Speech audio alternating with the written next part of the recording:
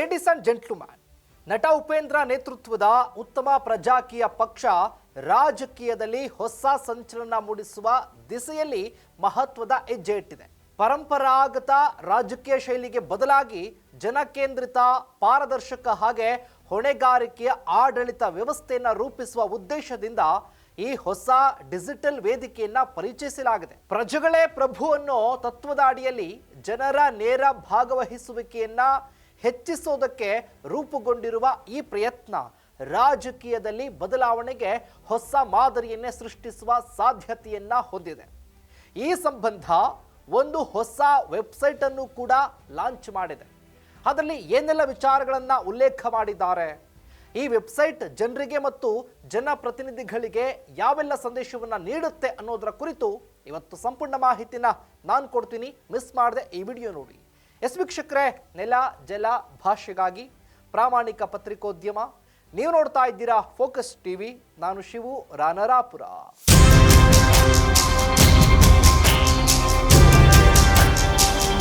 ಪರಂಪರಾಗತ ರಾಜಕೀಯ ವ್ಯವಸ್ಥೆಗೆ ಪರ್ಯಾಯವಾಗಿ ಜನಕೇಂದ್ರಿತ ಮತ್ತು ಪಾರದರ್ಶಕ ಆಡಳಿತವನ್ನ ರೂಪಿಸುವ ಉದ್ದೇಶದಿಂದ ಪಕ್ಷವು ಈಗ ಹೊಸ ಡಿಜಿಟಲ್ ವೇದಿಕೆಯನ್ನು ಆರಂಭ ಮಾಡಿದೆ.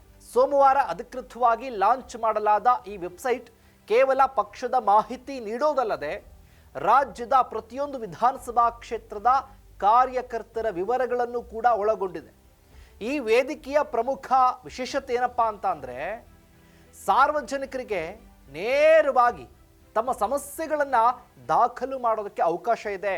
ಆರೋಗ್ಯ, ಉದ್ಯೋಗ, ರಸ್ತೆ, ನೀರು ಇವೆಲ್ಲ ಸೇರಿದಂತೆ ಮೂಲಸೌಕರ್ಯ ಸಮಸ್ಯೆಗಳ ಕುರಿತು ಜನರು ತಮ್ಮ ಅಭಿಪ್ರಾಯವನ್ನು ಹಂಚಿಕೊಳ್ಳಬಹುದಾಗಿದೆ. ಇದರ ಜೊತೆಗೆ ಚುನಾವಣಾ ಟಿಕೆಟ್ ಆಕಾಂಕ್ಷಿಗಳಿಗೆ ಕಟ್ಟುನಿಟ್ಟಾದ ನಿಯಮಗಳನ್ನು ಕೂಡ ವಿಧಿಸಲಾಗಿದ್ದು, ಅಭ್ಯರ್ಥಿಗಳು ಘೋಷಣಾ ಪತ್ರಕ್ಕೆ ಸಹಿಯನ್ನು ಹಾಕಿ ಜನಪರ ಕಾರ್ಯಕ್ಕೆ ಬದ್ಧರಾಗಬೇಕು. ಪ್ರತಿ 6 ತಿಂಗಳಿಗೊಮ್ಮೆ ಅವರ ಕಾರ್ಯಕ್ಷಮತೆಯನ್ನ ಮೌಲ್ಯಮಾಪನ ಮಾಡಲಾಗುತ್ತೆ.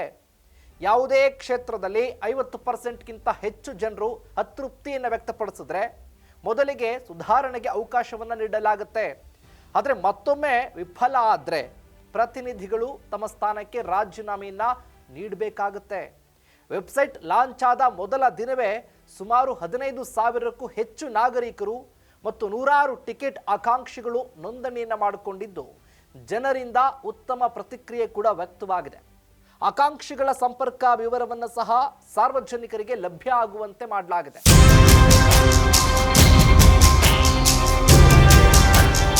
ಇದಲ್ಲದೆ ದಿ ರಿಯಲ್ ಪ್ರಜಾಕೀಯ ಆ್ಯಪ್ ಮೂಲಕ ಆಂಡ್ರಾಯ್ಡ್ ಮತ್ತು iOS ಬಳಕೆದಾರರು ಕೂಡ ಈ ವ್ಯವಸ್ಥೆಯಲ್ಲಿ ಭಾಗಿಯಾಗಬಹುದು.